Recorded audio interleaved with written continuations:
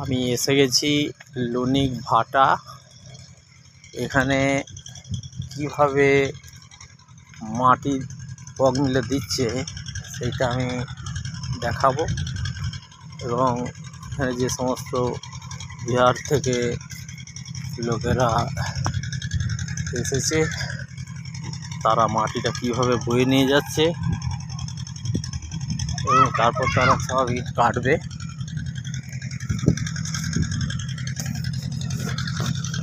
সেটা আমি দেখাবো। এখানে সব এই ইট কেটেছে, এগুলো জল হয়েছিল বলে সমস্ত ইটগুলো খারাপ হয়ে গেছে। ইটগুলোই এখন পুড়াবে, ভালো ইট।